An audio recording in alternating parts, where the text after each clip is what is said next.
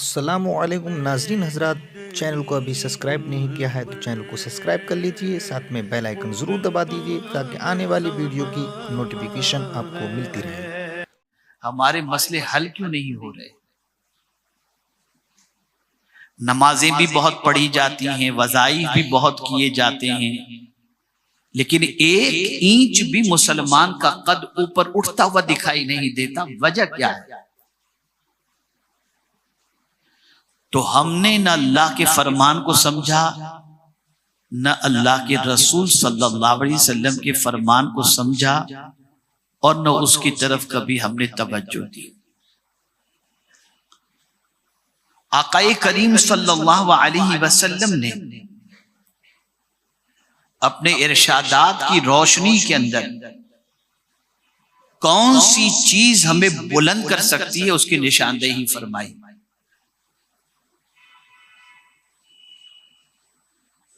आज आप देखें, ईद की नमाज हो तो मुसलमानों को इमाम साहब नमाज ईद का तरीका बताते हैं। आज अगर मैयत हो जाए तो इमाम साहब नमाज जनाजा का तरीका बताते हैं। मतलब यह है कि ये कौम नहीं जानती ना, तभी तो बताया जा रहा है। जो कौम खुशी में कैसे नमाज पढ़ी जाए वो न जानती हो, गम में कैसे नमाज पढ़ी जाए वो न जानती हो, ऐसी जाहिल कौम को अल्लाह तरक्की कहां से दे सकता है? और हमें वज़ाइफ के अंदर इतना लगा दिया गया और हमने ये समझा कि ये वज़ाइफ हमारे लिए जरूरी है। अब चाहे वो वज़ाइफ का प्रोनाउंस, जैसे कि मैं आपको बताऊं, सुबहान अल्लाह बहुत बाईस फजीलत की चीज है, लेकिन पढ़ने वाले को हा और हा में फर्क होगा तो उसका फायदा होगा। जब पढ़ने वाला ये जानता ही नहीं कि सुबहान अल्लाह के अंदर हा को कैसे अदा किया जाए, वो तो सुबहान अल्लाह कहता है। जब आज सलाम करना नहीं आता, हमारी कौम सलाम करती है अस्सलाम वालेकुम, उसे ये भी नहीं मालूम कि सलाम कैसे किया जाए।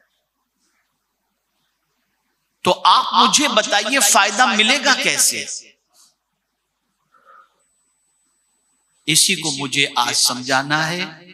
और ये भी समझ लें कि बहुत सारे काम सवाब समझकर हम करते हैं, लेकिन अगर सुन्नते रसूल के मुताबिक नहीं है तो वो काम भी हमारे लिए मुफीद नहीं हो सकते।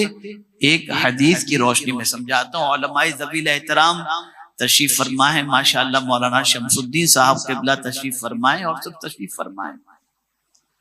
आक़ाए करीम सल्लल्लाहु अलैहि वसल्लम कहीं तशरीफ फरमाते और 3 सहाबा के दिल में ये ख्याल पैदा हुआ कि चलो आज चलते हैं और हम मोमिनों की मां उम्मुल मुमिनीन के पास जाकर हुजूर सल्लल्लाहु अलैहि वसल्लम की इबादत और रियाजत के बारे में थोड़ा सा जानते हैं ताकि हम भी उस तरह से इबादत कर सकें।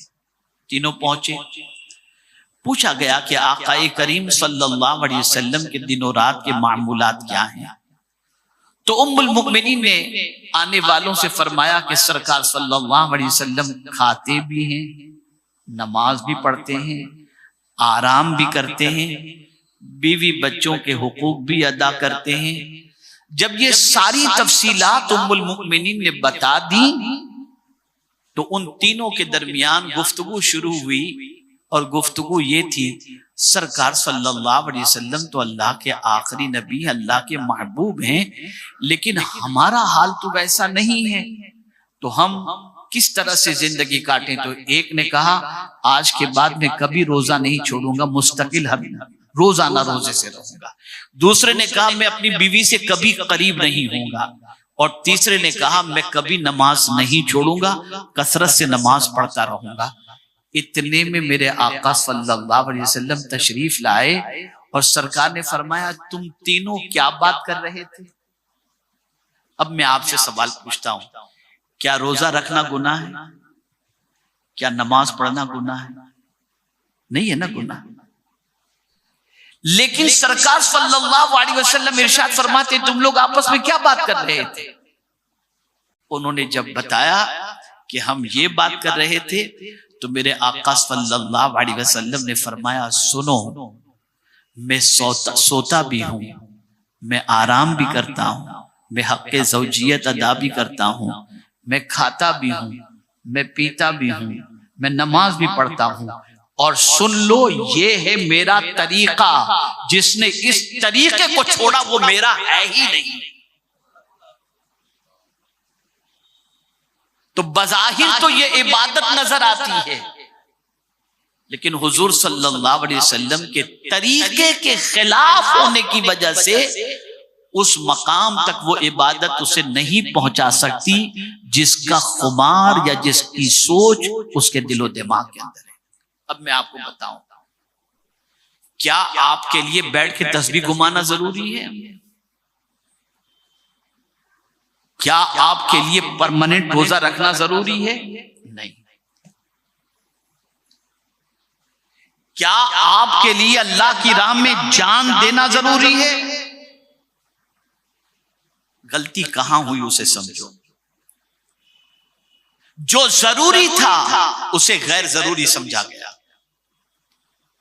जो कंपलसरी था उसे कंपलसरी नहीं समझा गया। लेकिन हुजूर सल्लल्लाहु अलैहि वसल्लम ने अपने इरशाद के जरिए उसकी अहमियत को उजागर किया।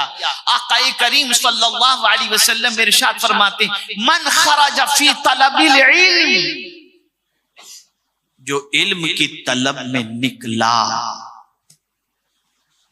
निकला है इल्म की तलब में, निकला है इल्म हासिल करने के लिए, निकला है एजुकेशन के लिए, लेकिन उस निकलने वाला जो रास्ते पे निकला है वो कौन सा रास्ता है? तो सरकार फरमाते हैं, फहुव फी सबीलिल्लाह, वो अल्लाह के रास्ते में है, हत्ता यरजी, यहां तक कि वो लौटे अल्लाह के रास्ते में। अब अल्लाह के रास्ते को थोड़ा सा मैं समझा दूं तो और अच्छी तरह से आप समझ जाएंगे। अल्लाह का रास्ता कुरान मुकद्दस में अल्लाह अज़्ज़ा व जल्ल ने वाज़ेह लफ्जों में फरमाया, वाला तक़ूलू लिमन युक़तलू फी सबीलिल्लाह, अल्लाह की राह में कत्ल किए जाने वाले को मुर्दा न कहो, क्योंकि वो निकला है अल्लाह की राह में, जान लुटाने के लिए निकला, अल्लाह के रास्ते पर है, दीन की सरबुलंदी के लिए निकला। तो कुरान कहता है इसको मुर्दा न कहो।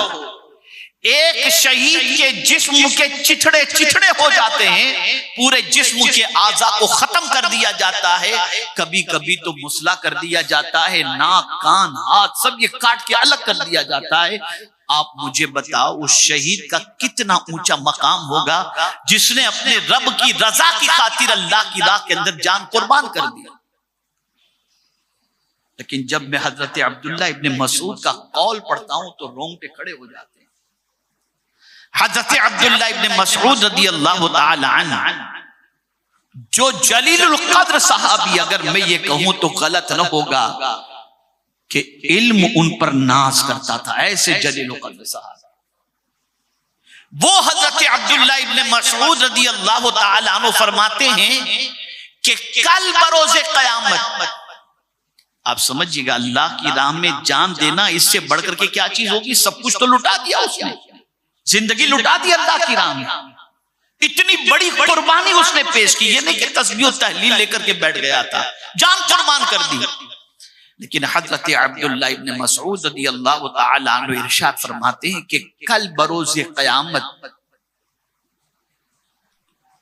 साहिबे इल्म के मकाम को, साहिबे इल्म के मकाम को देखकर शहीद रश्क करेंगे कि काश हम भी दीन का इल्म हासिल किए होते, हम भी आलिम होते और उलमा के अंदर हमारा शुमार होता।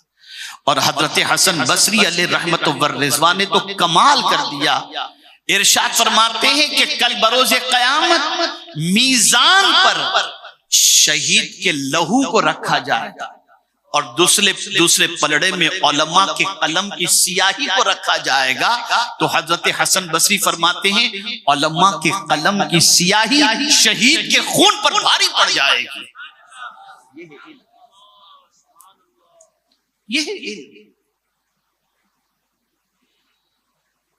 और अगर अभी भी आपकी समझ में कुछ बात थोड़ी सी गिरा गुजर रही है या हेवी डोज हो रहा है, तो मैं बहुत आसान से लफ्जों के अंदर एक हदीस के जरिए आपको समझा दूं। आका करीम सल्लल्लाहु अलैहि वसल्लम मस्जिद नबवी शरीफ के अंदर दाखिल हुए। 2 हलके लगे हुए थे। एक जिक्र का हलका था जहां अल्लाह अल्लाह की ज़रबें लगाई जा रही थी, और एक हलका जो था वहां पर डिस्कशन चल रहा था, इल्मी मुज़ाकरा चल रहा था, तालीम और ताल्लुम की बात चल रही थी। जब हुजूर सल्लल्लाहु अलैहि वसल्लम मस्जिद नबवी शरीफ में एंटर हुए तो दोनों गिरोह ने सरकार को देखा और सोच में पड़ गए कि जरा देखें हुजूर पहले किसके पास जाते हैं, जरा देखिए हुजूर पहले किसके पास जाते हैं। आका करीम सल्लल्लाहु अलैहि वसल्लम उस महफिल में आकर के बैठ गए पहले, जिस महफिल में इल्म बांटा जा रहा था, इल्मी बहस चल रही थी। सरकार उस महफिल में बैठकर क्या फरमाते हैं जानते हैं आप?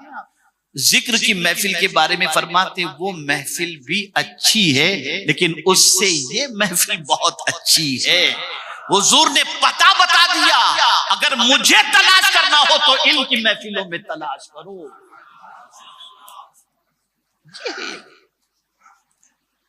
आज हमें वुजू के मसाइल नहीं आते, कुरान शरीफ पढ़ना नहीं आता, और ले लग नफिल पे नफिल पढ़ते चले जा रहे हैं और समझते कि चलता है सब।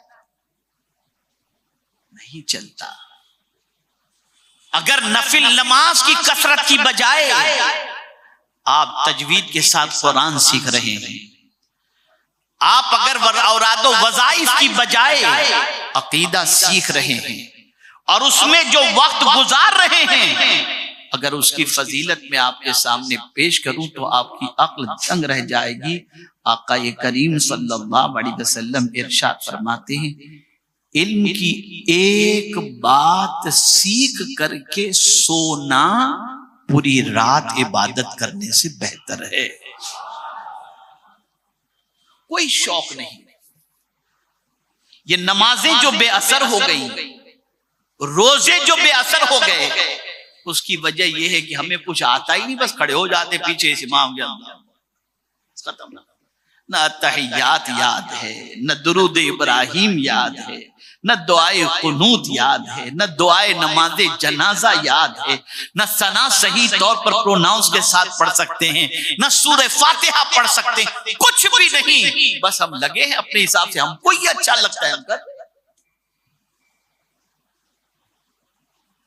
इसलिए अल्हम्दुलिल्लाह सुन्नी दावत इस्लामी ये कोशिश कर रही है कि मोहल्ले मोहल्ले मकातिब कायम किए जाएं, इदारे कायम किए जाएं, तालीम बालिगान का सिलसिला कायम किया जाए, ताकि लोग इल्म के जेवर से आरास्ता हों, और जब इल्म के साथ नमाज अदा करेंगे तो उनकी नमाज में खशियत भी होगी और उनकी नमाज भी अल्लाह अज़्ज़ा व जल्ल की बारगाह में मकबूल भी होगी। अरे क्या वजह है कि नमाज पढ़ करके आदमी चोरी कर रहा है?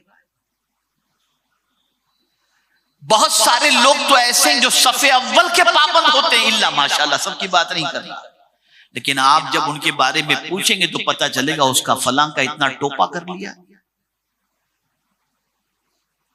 वजह क्या है? अल्लाह का डर दिल में पैदा नहीं। और अल्लाह का डर क्यों नहीं है? इसलिए कि अल्लाह के बारे में कोई इल्म है ही नहीं, कुछ ही। बुरा मत मानिएगा, बिल्कुल बुरा मत मानिएगा। ये बात अपनी जगह मुसल्लम है कि हमने अल्लाह के बारे में जितना बताना चाहिए और जितना जानना चाहिए कुछ नहीं जानता। नतीजतन पत्थरों पर भरोसा शुरू हो चुका, मालाओं वालों पर भरोसा शुरू हो चुका, राशि बताने वाले लोगों पर भरोसा शुरू हो चुका, नुजूमियों पर भरोसा शुरू हो चुका, अल्लाह पर भरोसा बिल्कुल खत्म, बिल्कुल नहीं। वजह क्या है? हम अपने रब के बारे में कुछ भी नहीं जानते। हमें सिर्फ ये सारी चीजें बताई जाती हैं और इन सारी चीजों को जानने के बाद हमारा ताल्लुक बिल्लाह मजबूत नहीं होता, न ताल्लुक बिल रसूल सल्लल्लाहु अलैहि वसल्लम मजबूत होता है। तो आज मुझे आपको ये बताना है, उम्र कितनी भी आपकी हो चुकी हो, नमाज उस वक्त आपकी दुरुस्त होगी जब आपके पास नमाज के मसाइल से वाकिफियत होगी, जब नमाज के फराइज जानते होंगे, नमाज के शराइत जानते होंगे, नमाज में पढ़ी जाने वाली दुआएं और सूरतें आपको याद होंगी, तो ये नमाज जो है ये आपकी जिंदगी के अंदर निखार पैदा करेगी। अब यहां पर तो शैतान लगा रहता है ना, अब वसवसा पैदा करेगा, अरे जब ये सब चीजें आती नहीं है तो फिर नमाज पढ़ के क्या फायदा, लगा दिया टहू का शैतान। तो आप सोचेंगे अब तो कोई फायदा ही नहीं है तो क्या करेंगे नमाज पढ़ के? नहीं, पढ़ते रहो नमाज और सीखने की कोशिश करो, सीखो, जरूर सीखो, इसलिए कि मेरे प्यारे आका सल्लल्लाहु तआला अलैहि वसल्लम के प्यारे दीवानों, जिस तरह से राहे खुदा के अंदर जान देने वाले को अल्लाह शहादत का मर्तबा अता करता है, ऐसे ही इल्म की राह में चलने वाला अगर मर जाए तो अल्लाह उसे भी शहादत का मर्तबा अता फरमाता। ए रसूल आजम सल्लल्लाहु अलैहि वसल्लम के दीवानों, मैं तो हदीस के इस टुकड़े पर जब गौर करता हूं तो मेरी अक्ल दंग रह जाती है। मन खरज फी तलबिल इल्म वहुव फी सबीलिल्लाह, अल्लाह के रास्ते में, अल्लाह के रास्ते में, उससे बेहतर रास्ता कौन सा होगा? अल्लाह के रसूल सल्लल्लाहु अलैहि वसल्लम से मौला ने फरमाया, कुल हादिही सबीली अदऊ इलल्लाह अला बसीरा, मेरे महबूबा फरमा दीजिए ये मेरा रास्ता है, अल्लाह की तरफ मैं बुला रहा हूं और आंख खुली रख करके बुला रहा हूं, होशो हवास में बुला रहा हूं। आप अगर चाहते हैं कि बहुत सारे रास्तों का सफर तो आपने किया होगा, लेकिन अल्लाह के रास्ते में चलने का शऊर और उसकी लज्जत अगर आपको चाहना है तो आप दीन के रास्ते पर, इल्म के रास्ते पर चलना शुरू करें, इल्म के रास्ते पर निकलें। आप उम्र की कैद में हजरत सलमान फारसी ईमान कबूल किए थे, उनकी उम्र बहुत ज्यादा थी और ज्यादातर सहाबा की जो है उम्र अगर आप देखें कबूल इस्लाम की तो आपको ज्यादा ही मिलेगी, लेकिन उसके बाद उन्होंने इल्म हासिल किया और ऐसा इल्म हासिल किया कि उनका मुकाबला आज तक कोई दुनिया का इंसान नहीं कर पाया। तो इल्म की तरफ पेशकदमी करो, अपने बच्चों को इल्म दीन सिखाओ, अपने बच्चों को कुरान सिखाओ, अपने बच्चों को अल्लाह अज़्ज़ व जल्ल के मुताल्लिक अक़ाइद, रसूल आज़म सल्लल्लाहु अलैहि वसल्लम से मुताल्लिक अक़ाइद सिखाओ, गली गली और कूचे कूचे के अंदर मकातिब कायम करो और वहां अपने बच्चों को भेजो और आप खुद भी चाहे ऑनलाइन चाहे ऑफलाइन दीन सीखने के लिए निकलो। आप मुझे बताओ, अगर आपके पास इल्म नहीं होगा तो आप अल्लाह अज़्ज़ व जल्ल की बारगाह में सवालात के जवाबात कैसे अता करेंगे? मुझे बताइए मेरे प्यारे आका सल्लल्लाहु अलैहि वसल्लम के प्यारे दीवानों, कब्र में भी सवाल होगा, इल्म होगा तो जवाब दे सकेंगे, आप महशर में सवाल होंगे। आप जरा सोचें, उनके बारे में गौर करें, जब आप गौर करेंगे तो पता चलेगा माल काम नहीं आएगा। कुरान ने कह दिया यौम ला यनफउ मालुम वला बनून इल्ला मन अतल्लाह बिक़ल्बिन सलीम। अल्लाह ने वाज़ेह लफ्जों में फरमा दिया कि क़यामत के दिन न माल नफा पहुंचाएगा, न बेटे नफा पहुंचाएंगे, औलाद नफा पहुंचाएगी, बल्कि जो सलामती वाला दिल लेकर के आएगा वो दिल नफा पहुंचाएगा। अब दिल सलामती वाला कैसे बनेगा? आपके पास इल्म होगा तो पता चलेगा ये हलाल है ये हराम। मैं बड़ी मादरत के साथ कहता हूं कि यहाँ बहुत सारी होटलों के अंदर गोश्त मिलता है, मुर्गी मिलती है, सारी चीजें मिलती है, बस आदमी कहीं भी गया खाना शुरू, लाओ यार ये लाओ ये लाओ वो लाओ। कभी आपने जानने की कोशिश की कि ये ज़बह करते वक्त बिस्मिल्लाह पढ़ता भी है कि नहीं पढ़ता? क्योंकि आप जानते नहीं है कि हराम गोश्त के बारे में क्या होगा। मैं सब पर शक करने की बात नहीं करता, लेकिन आप क्यों नहीं गौर करते? इसलिए कि आप खाना पीना यही हमारी जिंदगी बन चुकी है, और ये दुनिया की मोहब्बत में जो डूब चुके हैं उसकी वजह भी जिहालत है। कुरान ने कहा यअलमुना ज़ाहिरम मिनल हयाति दुनिया, ये दुनिया की जिंदगी की जाहिरी जो चीजें हैं उसके बारे में तो जानते हैं, लेकिन आखिरत से गाफिल हैं। वहुम अनिल आखिरत गाफिलून, लेकिन आखिरत के बारे में ये गाफिल हैं। इल्म होगा तो हमेशा जहां रहना है वहां की तैयारी करेंगे, और इल्म नहीं होगा तो फना हो जाने वाली जगह पर जितने दिन रहना है नहीं मालूम, वहां की तैयारी में हमारा वक्त गुजरेगा। तो मेरी गुजारिश है, हमारे यहाँ अल्हम्दुलिल्लाह भिवंडी की सरजमीन पर तालीम बालिगान का एहतमाम है, सुफ़ा रूहानी सेंटर मौजूद है, ऑनलाइन क्लासेस चलती हैं। आप इस रास्ते के मुसाफिर बनो, अपनी नमाज दुरुस्त करो, अपने रोजे दुरुस्त करो, अपने बच्चों को कुरान की तालीम दो, और इसी के साथ साथ अपने अकायद भी दुरुस्त करो, ताकि ईमान के साथ इस दुनिया से जाएं और अल्लाह अज़्ज़ व जल्ल की बारगाह में सुरखरुई हासिल हो। बस एक जुमला अर्ज़ करके गुफ्तगू खत्म करता हूँ। हुजूर सल्लल्लाहु अलैहि वसल्लम को अगर पाना है तो ऐसी महफिलों में बैठो जहां पर अल्लाह और उसके रसूल जल्ल जलालहू की तालीमात दी जा रही हो। बस इस और अल्लाह वाला है कौन? बड़ी माजरत के साथ हमारे यहाँ तो इतने बाल बढ़ गए, माला पहन दिया उसे हमने अल्लाह वाला समझ लिया। कुरान किसे कहता है? कुनू रब्बानी जीन बिमा कुंतुम तुअल्लिमूनल किताब व बिमा कुंतुम तदरुसून। अल्लाह वाले बन जाओ।